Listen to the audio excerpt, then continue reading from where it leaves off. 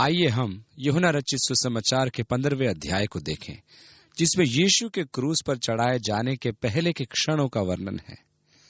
यीशु अपने चेलों के साथ यरूशलेम के किसी भाग में एक अटारी पर अंतिम भोज खाने बैठा है। 14वें अध्याय के अंतिम शब्द थे, उठो, आओ यहां से चले। अतः उस समय उन्होंने अपनी यात्रा शुरू की, जो उन्हें अंत में गतसमने बाग तक ले गई। और हम नहीं जानते कि वे मंदिर न्यायालयों में से होकर गुजरे अथवा नहीं। सुसमाचार इस संबंध में चुप है। ये संभव है कि वे मंदिर के द्वार में से होकर गए, क्योंकि फसह के पर्व के दिनों में उन्हें खुला छोड़ दिया जाता था, ताकि यदि कोई आकर प्रार्थना करना चाहे तो किसी भी समय आकर कर सके। और मंदिर के उन द्वारों पर अंगूरों के गुच्छे खोदे गए थे, जिनके द्वारा परमेश्वर ने इस्राएल के विषय में अपनी इच्छा प्रकट की थी कि वह एक फलवंत दाखलता होगी और परमेश्वर के लिए फल लाएगी। और इस बात की भी संभावना थी कि जबकि वे द्वारों के मध्य से होकर गुजर रहे थे, जिन पर इस्राएल की समृद्धि के प्रतीक अंगूर के गुच्छे खुदे हुए थे, तो उन्हीं से प्रेरणा पाकर यीशु ने अपने चेलों के सामने वो बोला जिसे हम यूहन्ना के 15वें अध्याय में पाते हैं, जहां उसने इस प्रकार कहा, सच्ची दाखलता मैं हूं। यूनानी भाषा में इसको ऐसे पढ़ते हैं, मैं दाखलता हूं वास्तव में। और यद्यपि आप कहते हैं ठीक है, लेकिन अंतर क्या है? मुझे तो दोनों एक से सुनाई पड़ते हैं। मुझे ऐसा महसूस होता है कि एक बारीक अंतर तो है। मैं दाखलता हूं वास्तव में या सच्ची। पुराने नियम के शुरू से अंत तक परमेश्वर ने दाखलता को एक इस्राएल राष्ट्र के चिन्ह के रूप में प्रयोग किया। भविष्यद्वक्ताओं ने तथा भजन संहिता में भी दाखलता को इस्राएल के रूप में संदर्भित किया गया है। वह इस्राएल का राष्ट्रीय चिन्ह थी। परंतु यशायाह भविष्यद्वक्ता ने 5वें अध्याय में राष्ट्र को ही दाखलता कहा और किस प्रकार परमेश्वर ने उसे स्थापित किया, उसके चारों ओर बारी लगाई, उसकी देखभाल की और दाब यंत्र लगाया। परंतु जब फल बटोरने का समय आया तो उसमें सिवाय जंगली दाखफल के कुछ भी न पाया। और इसलिए उसने दाख की बारी को प्रकृति की गोद में जाने दिया, कंटीली झाड़ियों को बढ़ने दिया, यहाँ तक त्याग दिया कि उसमें मेहनत करके फल पाने की आशा ही छोड़ दी। अब मत्ती रचित सुसमाचार के 21वें अध्याय में यीशु ने एक दृष्टांत कहा, जिसे फरीसियों ने यही समझा कि वह उन्हीं के विरुद्ध कहा गया था।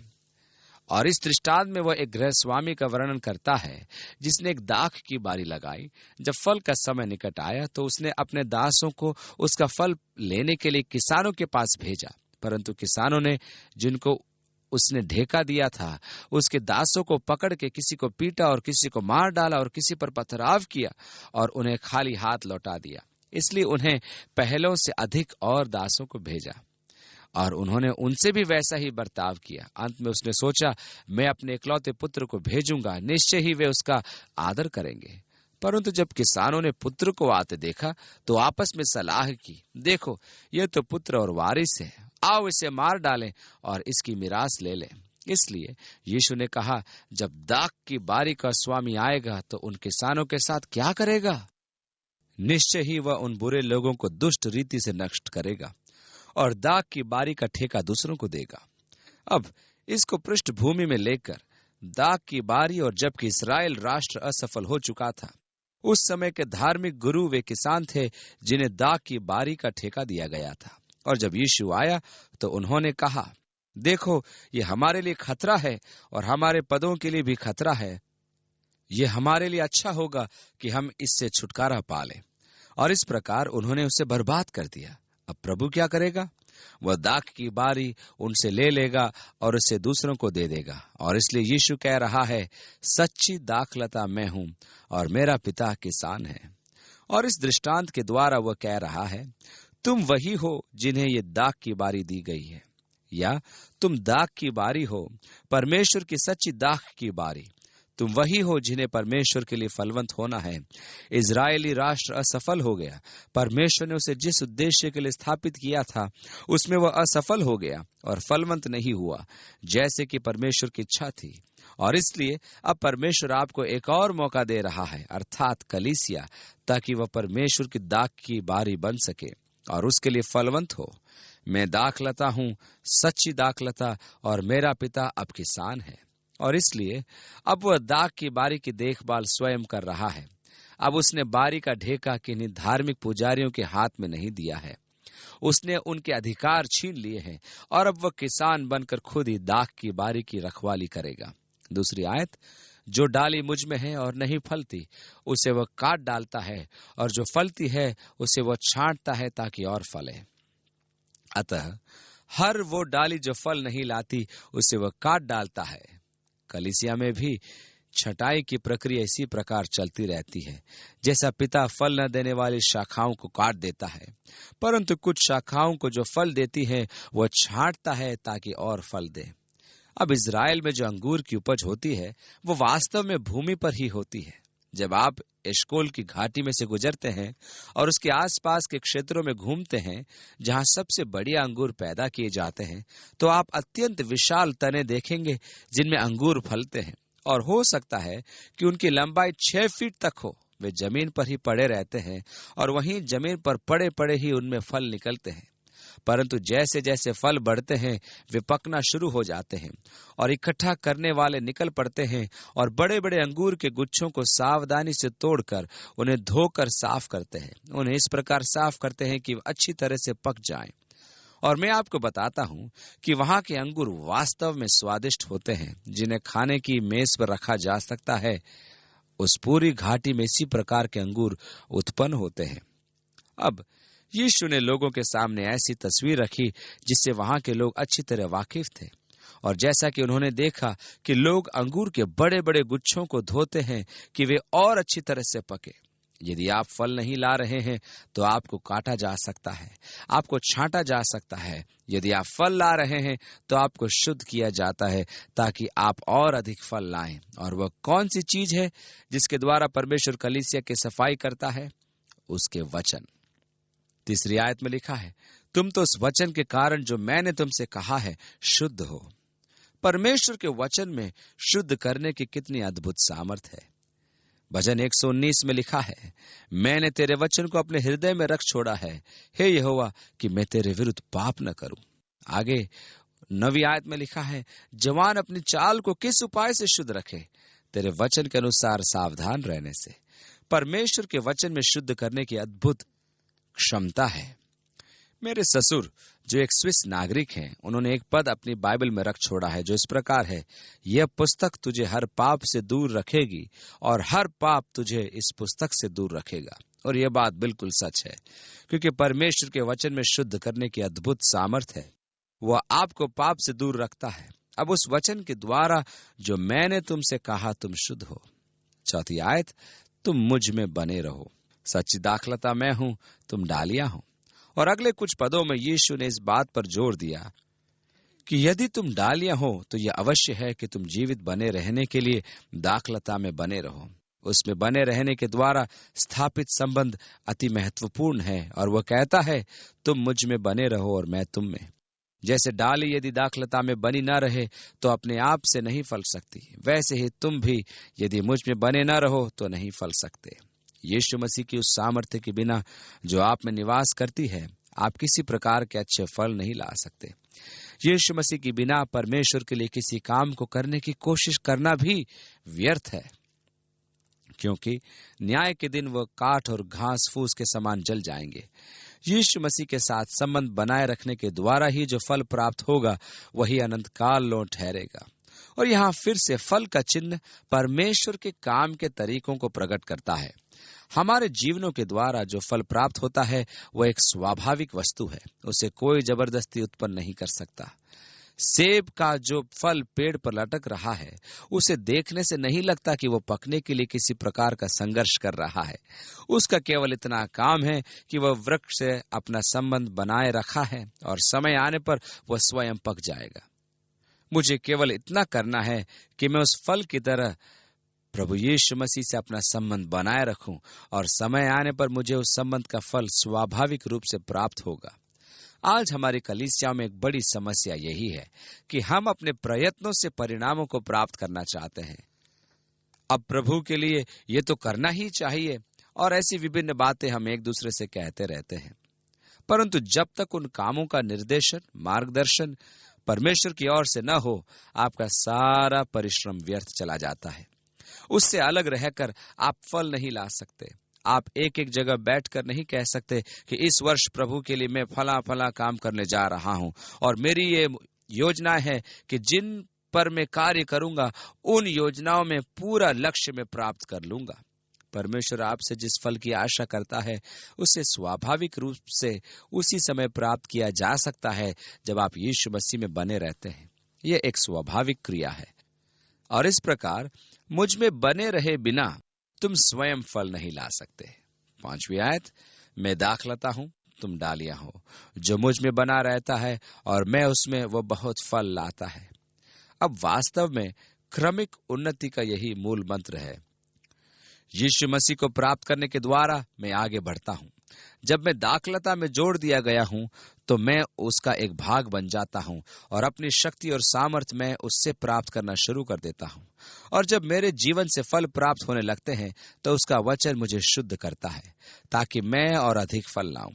और उसमें बने रहने के कारण मैं और अधिक फलवंत होता हूं और फल लाने के कारण मेरे पिता की महिमा होती है और मेरे पिता की इच्छा भी है कि मेरा जीवन उसके लिए और अधिक फल लाए। इसलिए मैं दाखलता हूं, तुम डालियां हो। जो मुझ में बना रहता है और मैं उसमें, तो वह बहुत फल लाता है, क्योंकि मुझसे अलग होकर तुम कुछ भी नहीं कर सकते। अपनी बाइबल में मैंने इस पद को प्रमुखता से रेखांकित किया है, क्योंकि मैंने स्वतः ही बहुत कुछ करने का प्रयास किया किंतु असफल रहा। मैं विचार करता हूं कि यह सच्चाई मेरे दिल में कब उतरेगी कि यीशु से अलग होकर मैं कुछ भी नहीं कर सकता। प्रयत्न करना भी मेरे लिए व्यर्थ होगा। जब तक पवित्र आत्मा हमें न चलाए तब तक परमेश्वर के लिए किया गया कोई भी कार्य व्यर्थ होगा। मुझसे अलग होकर तुम कुछ भी नहीं कर सकते। अब यहाँ मेरे पास एक पद का संदर्भ है जिसे पौलुस ने फिलिपियों की पत्री उसके 4 अध्याय की 13वीं आयत में कहा, जो मुझे सामर्थ्य देता है उसमें मैं सब कुछ कर सकता हूँ। इस प्रकार ये दोनों बातें साथ साथ चलती है। उससे अलग होकर मैं कुछ भी नहीं कर सकता, उससे संबंधित रहने पर मैं कुछ भी कर सकता हूँ। कोई भी कार्य अत्यंत कठिन नहीं है। यीशु मसीह के साथ रहने पर मैं सब कुछ कर सकता हूँ, परंतु उससे अलग होकर मैं कुछ भी नहीं कर सकता। ठीक है। और इसलिए 6ठी आयत में, यदि कोई मुझ में बना न रहे, इससे एक रोचक विचार उत्पन्न होता है। क्या किसी मनुष्य के लिए यह संभव है कि वह यीशु मसीह में बना न रहे? यदि यह संभव नहीं होता तो यीशु यह प्रस्ताव लाता ही क्यों? देखिए, यदि किसी मनुष्य के लिए संभव नहीं होता तो यीशु यह प्रस्ताव नहीं लाता, परंतु यह सच्चाई है कि वह यह प्रस्ताव को लाया, तो इसका अर्थ होता है कि इस बात की संभावना है, यदि कोई मुझ में बना न रहे। 6ठी आयत, तो वह डाली के समान फेंक दिया जाता और सूख जाता है और लोग उन्हें बटोरकर आग में झोंक देते हैं और वे जल जाती हैं। दाखलता से अलग रहना एक मुरझाई हुई अवस्था है। यह हिजकेल भविष्यद्वक्ता हमें दाख की ऐसी शाखा के विषय में बताता है। यह इतनी मजबूत भी नहीं होती कि उसका खूंटा बनाया जा सके। इसको किसी लकड़ी के समान बनाने में भी प्रयोग नहीं किया जा सकता, क्योंकि इसकी बनावट कमजोर होती है। दाखलता का केवल एक ही उपयोग है कि वह अंगूर उत्पन्न करे, और यदि वह ऐसा नहीं करती तो वह अन्य किसी काम की नहीं। इसका उपयोग जलाऊ लकड़ी के तौर पर भी नहीं हो सकता। ये तो भरभरा के जल जाती है और धुआं देती है, परंतु इसकी आग ठहरती नहीं। इसका उपयोग किसी लकड़ी के काम के लिए भी नहीं हो सकता। इसका केवल एक ही उपयोग है, और वो है कि यह फल उत्पन्न करे। मैं आपको यह बताना नहीं चाहता था कि आप भी केवल एक ही काम के लिए उपयोगी हैं, और वह यह है कि फलवंत हो। और यदि आप फलवंत नहीं होते तो आपका जीवन व्यर्थ है, जैसे सड़ी हुई लकड़ी। मेरे कहने का मतलब है कि उसका कोई मूल्य नहीं। इसलिए यीशु ने कहा, मुझ में बने रहो। यदि आप मुझ में बने ना रहो तो वह डाली के समान फेंक दिया जाता और सूख जाता है, और लोग उन्हें बटोरकर आग में झोंक देते हैं और वे जल जाती हैं। 7वीं आयत, यदि तुम मुझ में बने रहो और मेरा वचन तुम में बना रहे, तो जो चाहो मांगो और वह तुम्हारे लिए हो जाएगा। अब यहाँ वो प्रार्थना के विषय में बता रहा है, और प्रार्थना के विषय में वो यहाँ एक महान वाचा बांधता है। तो जो चाहो मांगो और वो तुम्हारे लिए हो जाएगा। परंतु ये वाचा वह किसके साथ बांध रहा है? वे जो उसमें बने रहते हैं और जिनमें परमेश्वर का वचन बना रहता है। यदि तुम मुझ में बने रहो और मेरा वचन तुम में बना रहे, तब ऐसे हालातों में तुम जो चाहो मांगो वो तुम्हारे लिए हो जाएगा। 8वीं आयत, मेरे पिता की महिमा इसी से होती है कि तुम बहुत सा फल लाओ, तब ही तुम मेरे चेले ठहरोगे। इसलिए परमेश्वर ने इज़राइल राष्ट्र से फल लाने को कहा, वे असफल रहे। अब परमेश्वर दाख की बारी दूसरों को दे रहा है। कलीसिया परमेश्वर का एक माध्यम है जिसके द्वारा वो अपने वचन को संसार में लाना चाहता है। और यदि परमेश्वर ने स्वाभाविक शाखाओं को काटने से नहीं छोड़ा तो सावधान रहें कि शायद वो हमें भी न छोड़े। यदि हम फल लाने के परमेश्वर के उद्देश्यों को पूरा न कर सके, तब वह दूसरों को खड़ा करेगा कि वे फल लाएं। मेरा विश्वास है कि जब तक मैं यीशु मसीह में बना हूं तो सदा के लिए सुरक्षित हूं। कोई भी शक्ति मुझे उससे जुदा नहीं कर सकती या उसके हाथ से मुझे छीन नहीं सकती। मुझे अपने अनंत काल की सुरक्षा तथा उद्धार के विषय में जरा भी संदेह नहीं है।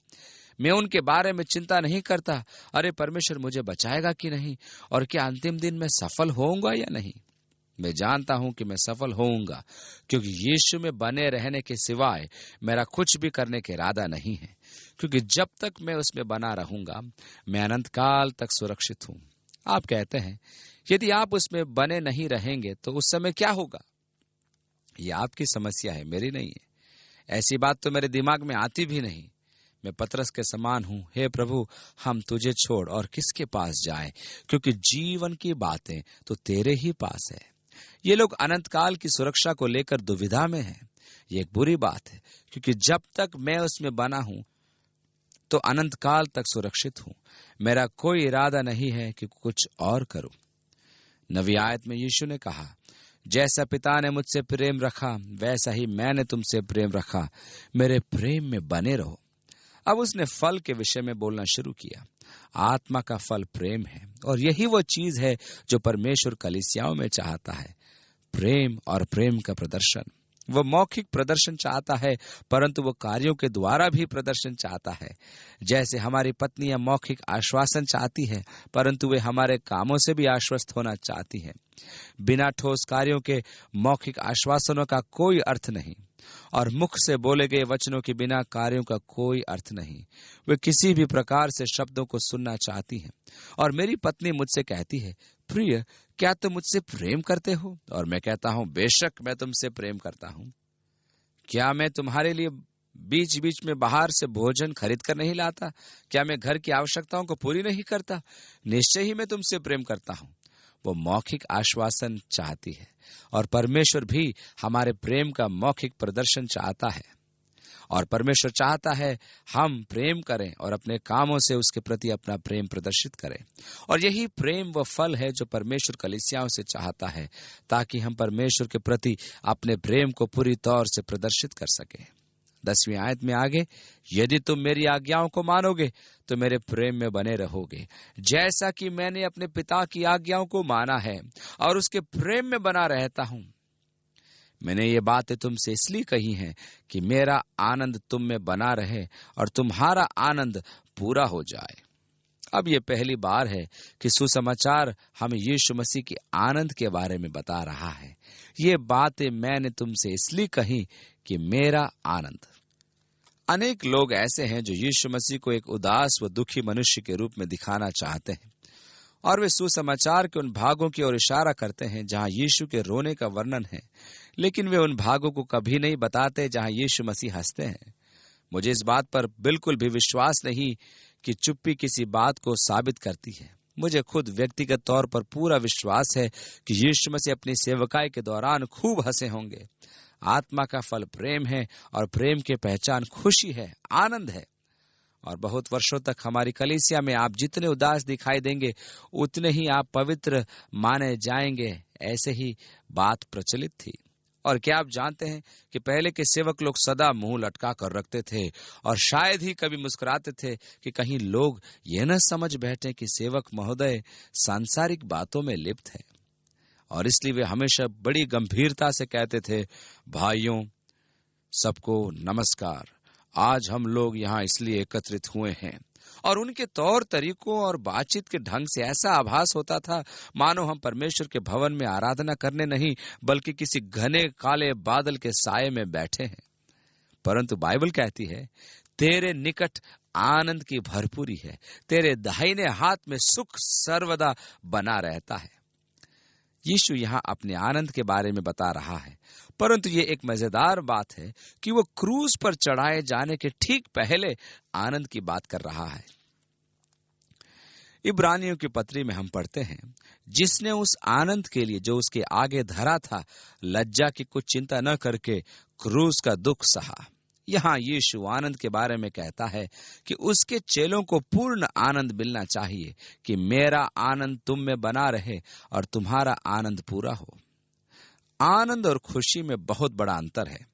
आजकल दुनिया खुशी के पीछे पागलों के समान दौड़ रही है, परंतु खुशी मन के भावों का एक अनुभव है, जबकि आनंद का अनुभव आत्मा से होता है। क्योंकि खुशी मन के भावों के दायरे में आती है और परिवर्तनशील है, यानी कि बदलती रहती है, और किसी भी मनुष्य की खुशी क्षण भर में आंसू में बदल सकती है।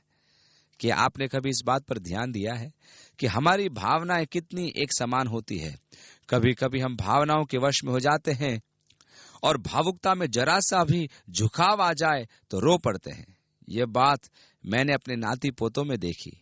एक बार तो वे खूब हंसते हैं और इतना हंसते हैं कि लगभग चीखने लगते हैं, और फिर अचानक वे गंभीर हो जाते हैं। उनका निचला होंठ सामने निकलता है, थोड़ा मुंह मुड़ता है और वे धीरे धीरे रोने लगते हैं। और आप ताजुब करते हैं, अरे क्या हुआ? अभी तो वे हंस रहे थे और अब अचानक वे कैसे रोने लगे? परंतु ऐसा इसलिए होता है, भावनाओं का भी एक दायरा होता है और हमारी भावनाएं विभिन्न प्रकार की होती हैं और वे बहुत जल्दी बदल सकती हैं। इसलिए प्रभु ने खुशी देने का वायदा नहीं किया, क्योंकि हो सकता था कि वे ज्यादा देर टिक न पाए। उसने आनंद की वाचा बांधी, क्योंकि आनंद आत्मा का अनुभव है और भावनाओं के स्तर से कहीं अधिक गहरा है। वह सर्वकाल के लिए है, वो बदलता नहीं। और यद्यपि मेरे जीवन की बाहरी परिस्थितियों में अप्रत्याशित परिवर्तन हो सकता है, परंतु चूंकि वह आनंद है, इसलिए वह बाहरी हालातों से प्रभावित नहीं होता, वह स्थायी है। आप मेरे पास आकर कह सकते हैं, ओह चक साहब, मैं वास्तव में बहुत परेशान हूँ। मुझे कुछ भुगतान तुरंत करने हैं और उसके लिए मुझे 10,000 रुपयों की तुरंत आवश्यकता है, क्योंकि वे मुझ पर दबाव डाल रहे हैं। और मैं बैठकर एक 10,000 रुपयों का चेक लिखकर आपको दूं और कहूं लीजिए, और आप खुशी से कहते हैं हाँ हाँ कमाल हो गया। और इसी प्रकार खुशी से आप बैंक पहुंचकर चेक भुनाने की कोशिश करते हैं, और फिर आप बहुत उदास हो जाते हैं जब बैंक वाले आपको बताते हैं उनके खाते में इतने पैसे नहीं है। और इस प्रकार आप देखते हैं कि आपकी खुशी एकदम कैसे गम में बदल जाती है, क्योंकि बाहरी परिस्थितियां बदल गई और प्रभु की इच्छा है कि आपका आनंद पूर्ण हो। और अपने शिष्यों से अंतिम बार बात करते समय वो 2 बार पूर्ण आनंद के बारे में कहता है, और इस मामले में पूर्ण आनंद का संबंध आपकी हर रोज की प्रार्थनाओं से है। ओह, वह आनंद का समय जो हम परमेश्वर के साथ प्रार्थना में व्यतीत करते हैं, और उन प्रार्थनाओं के जवाब में हम आशीषों के द्वारा परमेश्वर को काम करते हुए देखते हैं, और हमको आनंद, संपूर्ण आनंद प्राप्त होता है। और जब हम अपनी प्रार्थनाओं का उत्तर परमेश्वर से पाते हैं, कितना आनंद! और इसका संबंध हमारी हर रोज की प्रार्थना के जीवन से है, ताकि तुम्हारा आनंद पूरा हो। 12वीं आयत में यीशु कहता है, मेरी आज्ञा यह है। अब यीशु ने कहा था, यदि तुम मेरी आज्ञा का पालन करोगे तो तुम मेरे प्रेम में बने रहोगे। उसकी क्या आज्ञा थी? 12वीं आयत में कि जैसा मैंने तुमसे प्रेम रखा, वैसा ही तुम भी एक दूसरे से प्रेम रखो। केवल एक आज्ञा, परंतु सरल नहीं। केवल एक आज्ञा कि मैंने तुमसे वैसे ही प्रेम किया जैसे उसने मुझसे प्रेम किया। अब यह प्रेम, जैसा कि मैंने कहा, वह फल है जिसकी आशा परमेश्वर को है। और यीशु ने कहा, मुझसे अलग होकर तुम कुछ नहीं कर सकते। और यदि आप इस प्रेम रूपी फल को बनाने का प्रयत्न करें तो यह असंभव है और आप इसे हरगिज नहीं कर सकते। और यह परिणाम है उसके साथ संबंध रखने का। जैसे मैं उसके साथ साथ बना रहता हूं, वैसा ही उसके वचन मुझ में बने रहते हैं। और जबकि मैं उसके वचन के द्वारा धोया और साफ किया जाता हूं, तब मेरा जीवन फलवंत होता है और परमेश्वर का प्रेम मेरे जीवन के माध्यम से बरसने लगता है, ताकि मेरे चारों तरफ के लोगों को छुए। परंतु ये सब कार्य मेरे संघर्ष या कोशिशों के कारण नहीं होते, यीशु में स्वाभाविक रूप से बने रहने के कारण ही संभव होता है। उसका प्रेम मेरे जीवन से होता हुआ दूसरों के जीवनों को छूता है। और ये वास्तव में इस बात का चिन्ह और गवाही है कि सचमुच यीशु मुझ में रहता है, कि मैं वास्तव में उसके चेलों में से एक हूं, कि वह हमसे प्रेम करता है। इसलिए मेरी आज्ञा यह है कि जैसा मैंने तुमसे प्रेम रखा वैसा तुम भी एक दूसरे से प्रेम रखो। और फिर उसने घोषणा की 13वीं आयत में, इससे बड़ा प्रेम किसी का नहीं कि कोई अपने मित्रों के लिए अपना प्राण दे। तुम्हारे लिए मेरा प्रेम इसी प्रकार का है, मैं तुम्हारे लिए अपना जीवन देने जा रहा हूं, ताकि तुम जानो कि मैंने तुमसे कितना प्रेम किया। और मैं चाहता हूं कि तुम भी इसी प्रकार एक दूसरे से प्रेम करो, जिसमें अपना बलिदान हो, दूसरों के लिए प्रेम हो, ताकि तुम भी एक दूसरे के लिए अपना जीवन दे सको। जो आज्ञा मैं तुम्हें देता हूं, यदि उसे मानो तो तुम मेरे मित्र हो। हम एक दूसरे से प्रेम करें, यही आज्ञा है। अगली आयत, अब से मैं तुम्हें दास न कहूंगा, क्योंकि दास नहीं जानता कि उसका स्वामी क्या करता है, परंतु मैंने तुम्हें मित्र कहा है, क्योंकि मैंने जो बातें अपने पिता से सुनी वे सब तुम्हें बता दी। ये ध्यान देने योग्य है कि यद्यपि यीशु ने यह कह दिया था कि अब से मैं तुम्हें दास न कहूंगा बल्कि मित्र कहूंगा, फिर सुसमाचार के प्रत्येक लेखक ने स्वयं को मसीह का दास कहा। यीशु की मर्जी से पौलुस यीशु मसीह का दास, यहूदा एक दास, पतरस एक दास, याकूब एक दास, और यद्यपि प्रभु ने कहा मैंने तुम्हें मित्र कहा है, फिर भी वे इस बात को अच्छी तरह समझते थे कि सच्चा जीवन उसी समय प्राप्त किया जा सकता है जब हम पूरी तरह से अपने आप को उसे सौंप दें उसकी सेवा करने के लिए। अब यीशु ने कहा, तुमने मुझे नहीं चुना परंतु मैंने तुम्हें चुना है। ये मेरे लिए एक अत्यंत उत्तेजनापूर्ण चीज है कि परमेश्वर ने मुझे चुना है। प्रभु ने मुझे कब चुना? इफिसियों में हम पढ़ते हैं कि हम जैसा उसने हमें जगत की उत्पत्ति से पहले चुन लिया। अब ये एक ध्यान देने की बात है कि हम अपनी सेवकाई में हमेशा इस बात पर बल देते हैं कि हमें यीशु मसीह को चुनना है, जबकि वास्तव में यीशु ने कहा, तुमने मुझे नहीं चुना बल्कि मैंने तुम्हें चुना है। जबकि पौलुस उन आशीषों को गिनाना शुरू कर रहा है जो उसने इफिसियों के प्रथम अध्याय में लिखी है। हमारे प्रभु यीशु मसीह के परमेश्वर और पिता का धन्यवाद हो कि उसने हमें मसीह में स्वर्गीय स्थानों में सब प्रकार की आत्मिक आशीष दी है। और जबकि वह इन आशीषों को गिना रहा है जिनके लिए उसने परमेश्वर पिता को धन्यवाद कहा, तो उसने कौन सी बात को सबसे अधिक महत्व दिया है? यह सच्चाई की बात है कि परमेश्वर ने उसे चुना। वास्तव में यह बात हमारे जीवन की सब बातों से अधिक महत्वपूर्ण होनी चाहिए, क्योंकि यदि परमेश्वर ने हमें नहीं चुना होता तो हम उससे बाकी कोई भी अनुग्रह पाने के अधिकारी नहीं होते। परंतु चूंकि परमेश्वर ने हमें चुना है तो उसके द्वारा चुने जाने के कारण बाकी की आशीषें भी खुद ब खुद हमें प्राप्त होती रहेंगी। कहीं आप यह बात जानकर कि उसने हमें चुना है परेशान तो नहीं हो रहे? निश्चय ही यदि उसने आपको चुन लिया है तो आप परेशान नहीं होंगे। मुझ पर परमेश्वर का अनुग्रह हुआ, इसलिए उसने मुझे चुना। अब मेरा दिमाग तुरंत उस सच्चाई को ग्रहण करता है और उसके साथ दौड़ लगाने को कहता है, जरा 1 मिनट रुकिए। यदि परमेश्वर ने मुझे चुना है तो ये दूसरों के लिए ठीक नहीं है। और क्या परमेश्वर को एक समान नहीं होना चाहिए? परमेश्वर सही कैसे हो सकता है जबकि उसने उन लोगों को चुन लिया है जिनको अभी बचाया जाना है? प्रेरितों के कामों की पुस्तक में हम पढ़ते हैं, और जितने अनंत जीवन के लिए ठहराए गए थे उन्होंने विश्वास किया। यीशु ने कहा, मैंने तुम्हें चुन लिया है और अभिषिक्त किया है ताकि तुम मेरे चेले ठहरो। और इस प्रकार प्रेरितों के काम की पुस्तक में और जितने अनंत जीवन के लिए ठहराए गए थे उन्होंने विश्वास किया।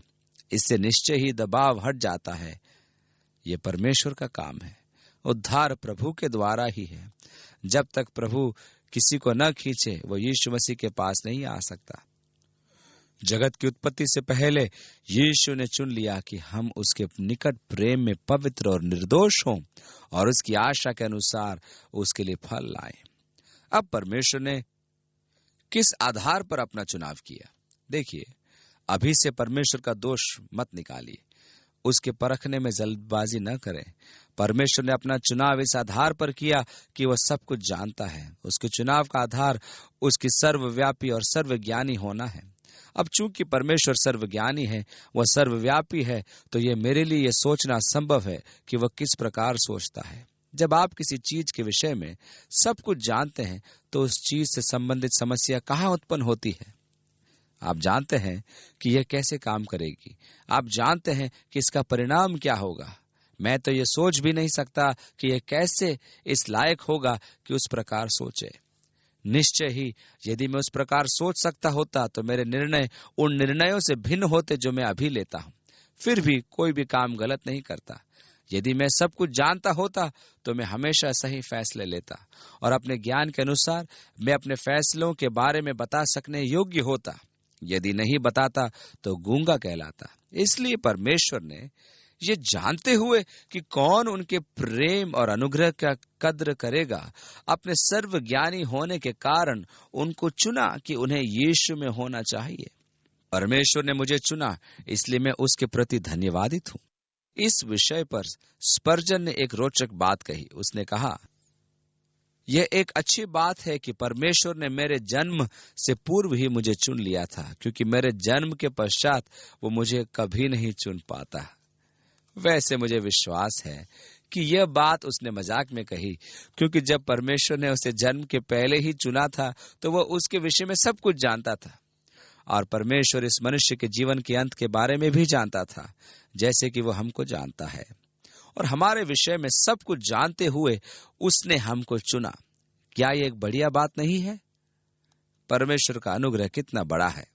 अतः यीशु ने अपने चेलों से कहा, तुमने मुझे नहीं चुना है, बल्कि मैंने तुम्हें चुना है। अब मुझे यीशु को चुनने के लिए प्रोत्साहित किया गया था और मैंने चुना भी। जैसे ही मैंने उसे चुना, उसने मुझसे कहा, तुमने मुझे नहीं चुना है, बल्कि मैंने तुम्हें चुना है। 16वीं आयत, तुमने मुझे नहीं चुना, परंतु मैंने तुम्हें चुना है और तुम्हें नियुक्त किया कि तुम जाकर फल लाओ और तुम्हारा फल बना रहे। ये ऐसी चीज है जिसका मुझसे गहरा संबंध है।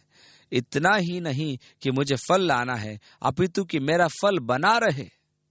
कई लोग मुझे टोकते हैं कि अपने उपदेशों के अंत में मैं उद्धार के विषय में लोगों पर जोर क्यों नहीं देता। मैं खड़ा होकर जोर जोर से चिल्लाता नहीं और न ही लोगों से यीशु को ग्रहण करने की मार्मिक अपील ही करता हूं, कि मैं केवल उनको बताता हूं कि यदि वे स्वयं को बचाना चाहते हैं तो वे इस दरवाजे के भीतर जाएं और एक पास्टर से बातचीत करें और प्रार्थना करें। हम लंबी चौड़ी भावनात्मक अपीलें नहीं करते और इसलिए लोग हमारी टीका टिप्पणी करते हैं। यदि किसी मनुष्य के जीवन में परमेश्वर का आत्मा काम करता है तो वो अवश्य ही पास आएगा। मैं उससे उत्तेजित करने के लिए कुछ नहीं कर सकता। उद्धार देना परमेश्वर का कार्य है। मैं इस चीज को जानता हूं। बजाय इसके कि बहुत सारे लोग मेरी अपील पर सामने आए और मैं अपनी कब्र में बहुत सारी गिठाने बांधूं, जिससे जाहिर हो कि पिछली रात्रि जब मैंने लोगों से अपील की तो 20 मनुष्य ने यीशु मसीह को ग्रहण किया।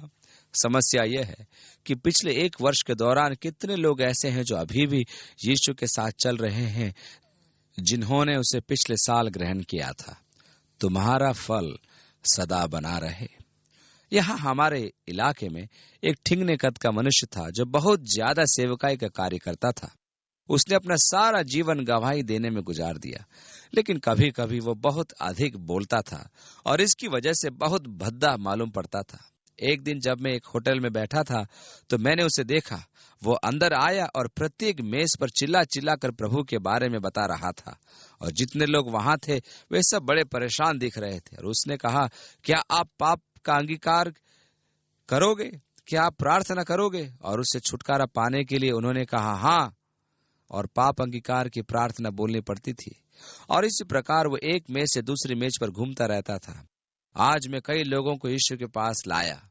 वैसे तो ठीक था, परंतु इन फलों में से कोई भी फल लंबे समय तक ठहरने वाला नहीं था, क्योंकि वह तो जबरदस्ती वाली बात थी। वो मनुष्य बहुत उत्साही था। श्रीमान मूडी के प्रचार के बाद एक सर्वेक्षण किया गया जो काफी रोचक निकला। हुआ यूं कि जिन शहरों में उन्होंने बड़े जोर शोर के साथ प्रचार किया था, उसके 5 वर्षों के बाद कुछ लोग उन लोगों के बारे में पता लगाने निकले जो उनकी सभाओं में आगे आए थे और यीशु को ग्रहण किए थे। पता चला कि उनमें से 85% लोग अब मसीह विश्वास में नहीं थे। अब जिन लोगों ने मूडी के उपदेशों को पढ़ा है या उनकी सेवकाई के विषय में जानते हैं, वे जानते हैं कि वे अपने उपदेशों को प्राय एक करुणापूर्ण मार्मिक कहानी के द्वारा समाप्त करते थे। जबकि वे एक लड़के के बारे में बताते हैं जो अपने पिता की गोद में मर रहा था और उसके अंतिम शब्द थे, पिताजी, क्या मैं स्वर्ग में आपसे मिल पाऊंगा?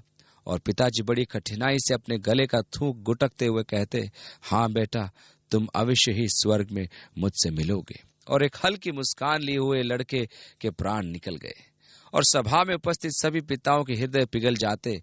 मैं अपने पुत्र के साथ निश्चय ही स्वर्ग में रहना चाहता हूँ।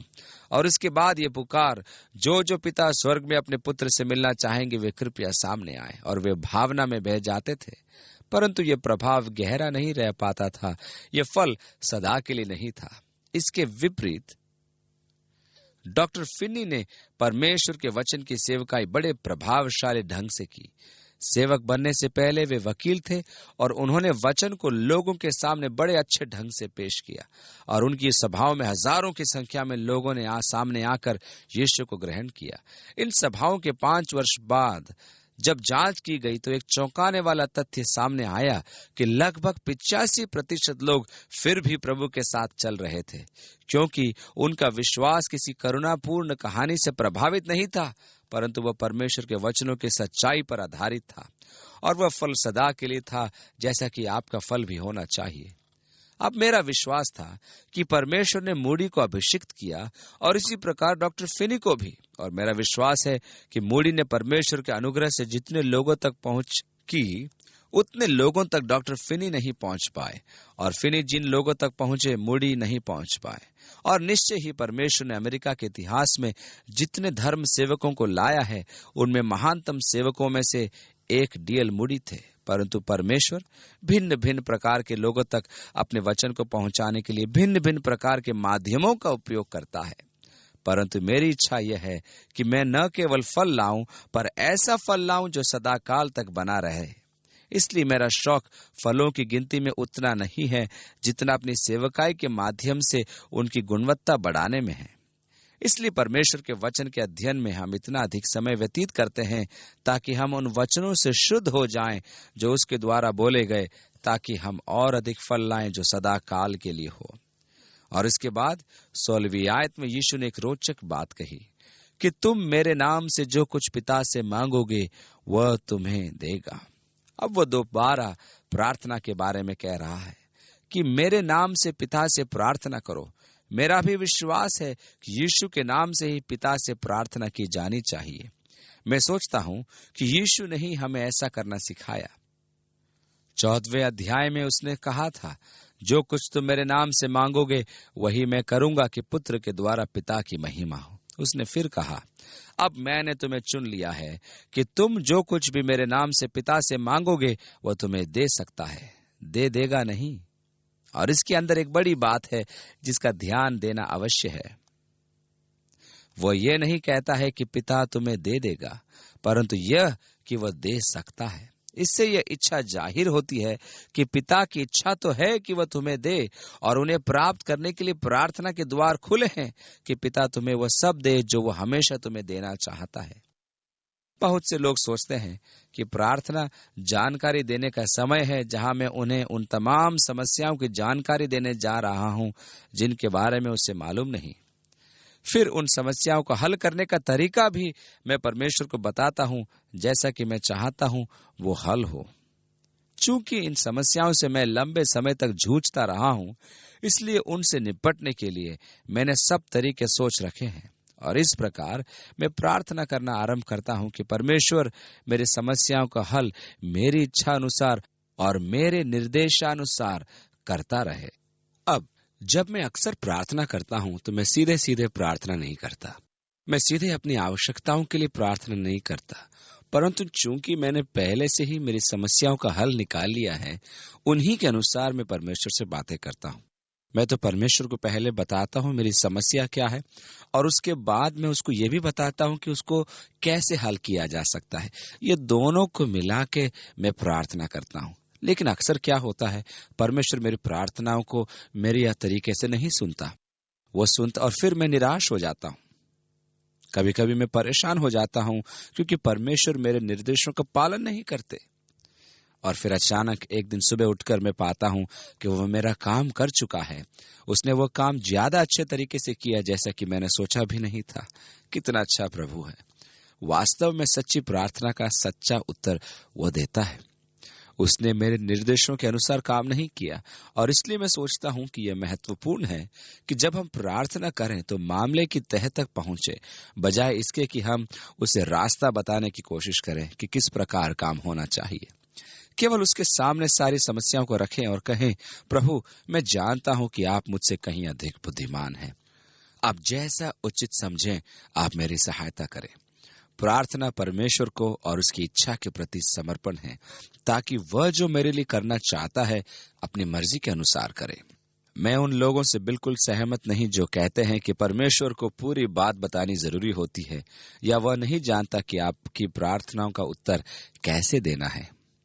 एक सेवक ने एक पुस्तक में लिखा है कि वह परमेश्वर से प्रार्थना कर रहा था कि उसे एक साइकिल प्राप्त हो, और उसके लिए उसने काफी लंबे समय तक प्रार्थना की और परमेश्वर ने उसे साइकिल नहीं दी। अंत में एक दिन उसने कहा, हे प्रभु, इस साइकिल के लिए मैं एक लंबे समय से प्रार्थना कर रहा था, आपने मुझे साइकिल क्यों नहीं दी? और प्रभु ने कहा, तुमने मुझे बताया ही नहीं कि तुम्हें कैसी साइकिल चाहिए थी। क्या तुम जानते हो कितने प्रकार की साइकिल होती है?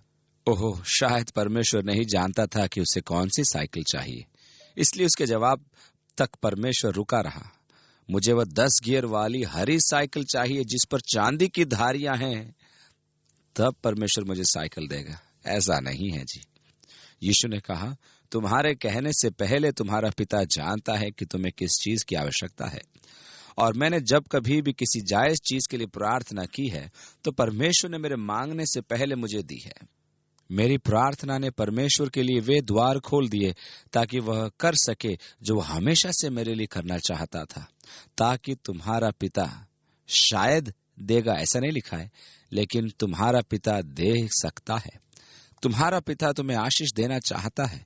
तुम्हारा पिता तुम्हारी प्रार्थनाओं का उत्तर देना चाहता है। तुम्हारा पिता तुम्हारे लिए कुछ अनोखी चीजें करना चाहता है, परंतु उसने तुम्हें सोचने समझने की, अच्छे बुरे के ज्ञान की शक्ति दी है, और वह तुम्हारी पसंद से छेड़छाड़ करना नहीं चाहता, और वह तुम्हारी इच्छा के विरुद्ध कार्य करना नहीं चाहता। प्रार्थना के द्वारा हम उसके द्वारा किए जाने वाले कामों के प्रति अपने हामी भरते हैं, ताकि परमेश्वर हमें वे तमाम वस्तुएं दे सके जो वह हमें पहले से देना चाहता है।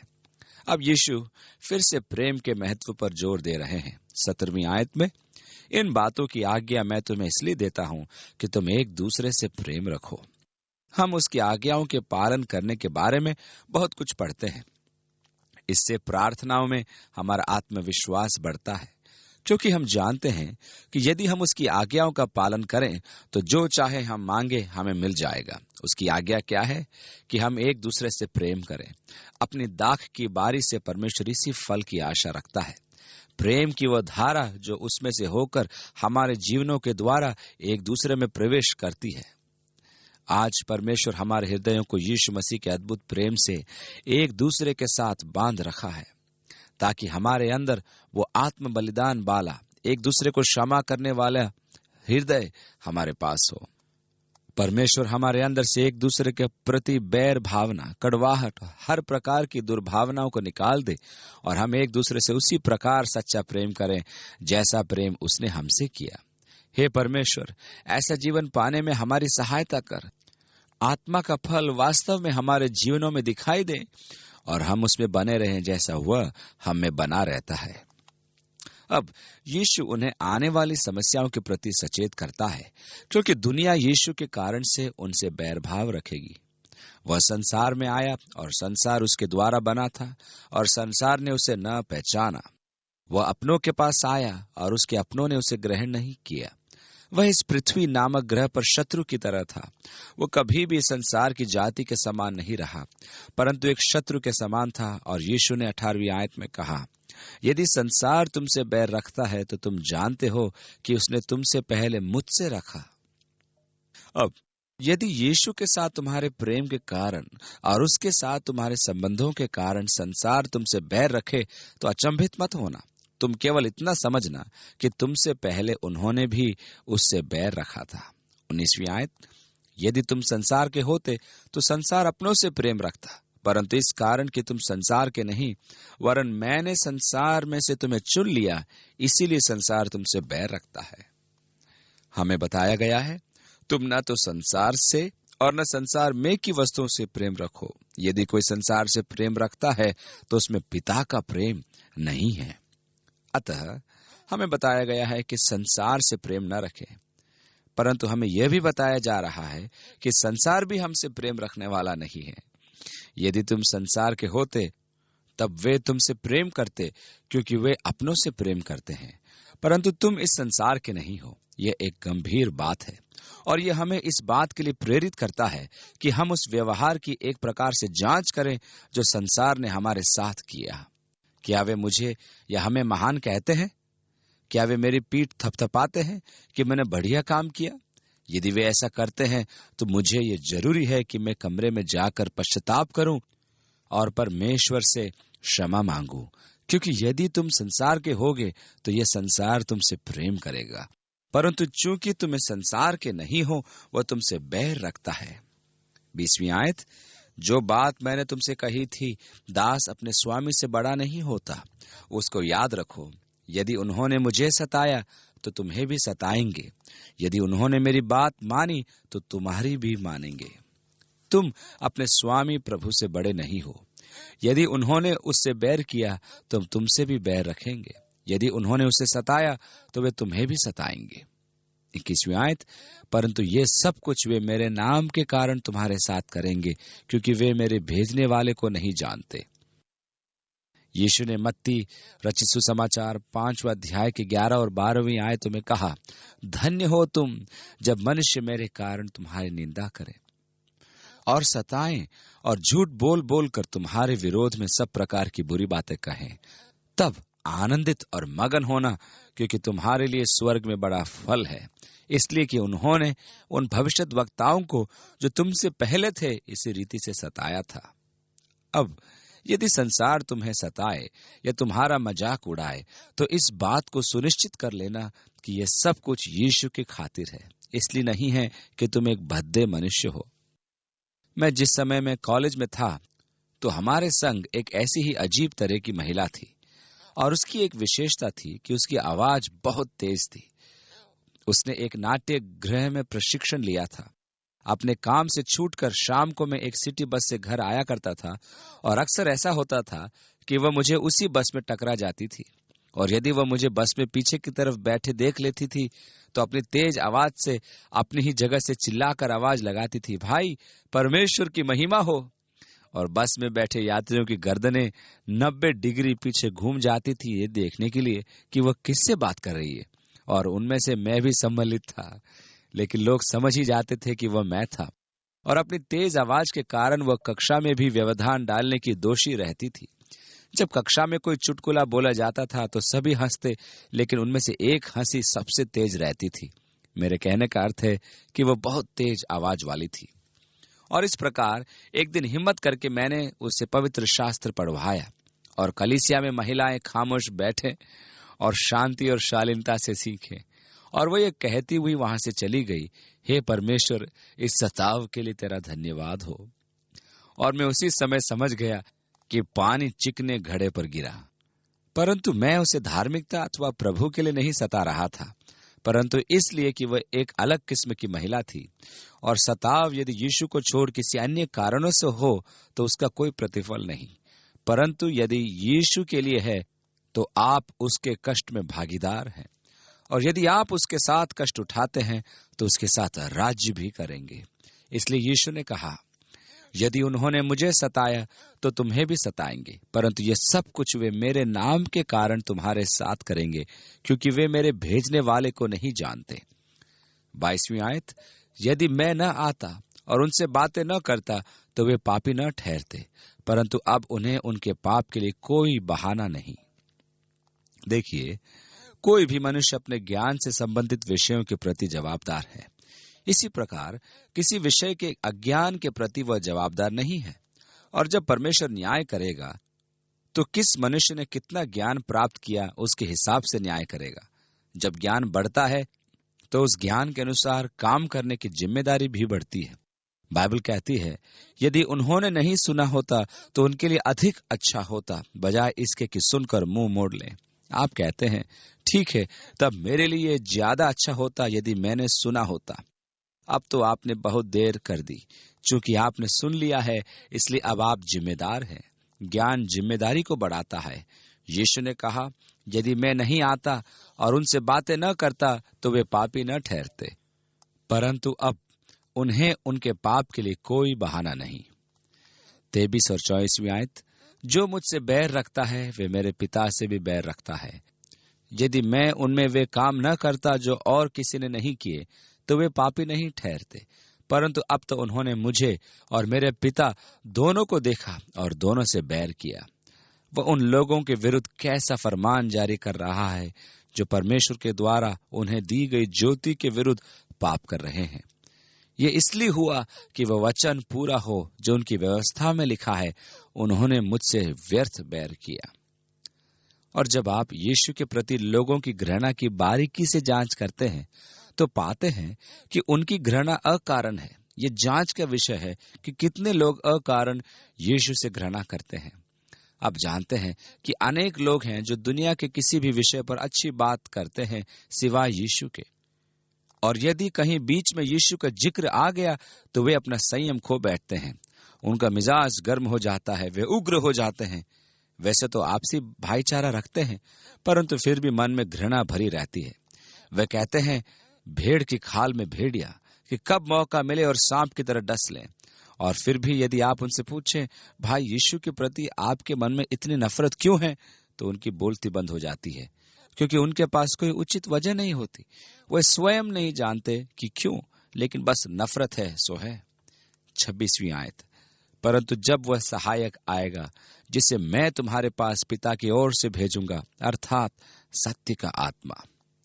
पुनः देखिए, यीशु अपने शिष्यों से आखिरी शब्दों में परमेश्वर, पुत्र और पवित्र आत्मा के संबंधों को मजबूत कर रहा है और उनका हवाला दे रहा है।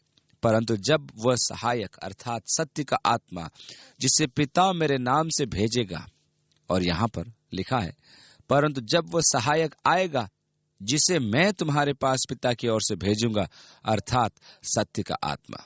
26वीं आयत, जो पिता की ओर से निकलता है तो वह मेरी गवाही देगा।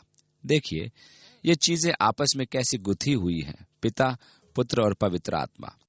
यीशु की प्रार्थना पर पिता द्वारा पवित्र आत्मा भेजा जा रहा है, जो आकर यीशु मसीह की गवाही दे रहा है, मेरी गवाही देगा।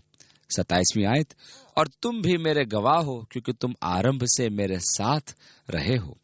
इसलिए चेलों से बात करते हुए वो कहता है कि वे पवित्र आत्मा के साथ उसकी गवाही देंगे, क्योंकि तुम आरंभ से मेरे साथ थे। कई लोग यीशु के साथ साथ चलते थे, जिनमें 12 शिष्य भी, जिन्हें बाद में प्रेरित कहा गया, यीशु के साथ थे। और बाद में जब चेले वहां एकत्र थे तो पतरस उनके बीच खड़ा हुआ और कहा, हम लोगों के बीच में से कोई एक जन जो यीशु के साथ शुरू से रहा हो का चुना जाना जरूरी है, ताकि जो स्थान यहूदा के चले जाने से रिक्त हुआ है उसको भरा जा सके। हमें 12वें स्थान की पूर्ति के लिए किसी एक को चुनना जरूरी है। इसलिए हमें एक ऐसे व्यक्ति का चुनाव करना है जो आरंभ से यीशु के साथ रहा हो, जो इन सब बातों की गवाही दे सके और पुनरुत्थान का भी गवाह हो, ताकि यहूदा इस्करियोती की जगह उसको प्रेरित नियुक्त किया जा सके। इसलिए यह रोचक बात है कि उस रिक्त स्थान की पूर्ति के लिए उन्हें ऐसा व्यक्ति चाहिए था जो आरंभ से यीशु के साथ रहा हो।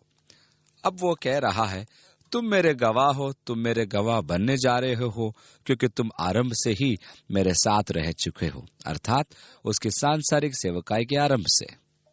अब हम अगले अध्याय का अध्ययन करेंगे, 17वां अध्याय। यूहन्ना का 17वां अध्याय वास्तव में प्रभु की प्रार्थना है। यह उसकी प्रार्थना है जो वह पिता से कर रहा है।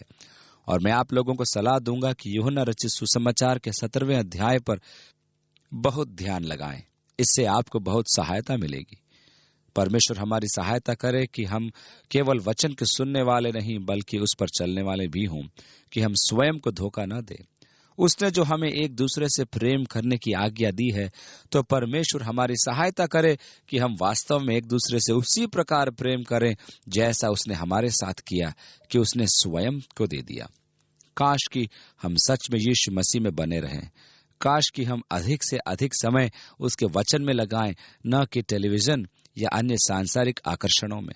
हम उसे ग्रहण करें, उसके विषय में सीखें और उसमें बढ़ते जाएं।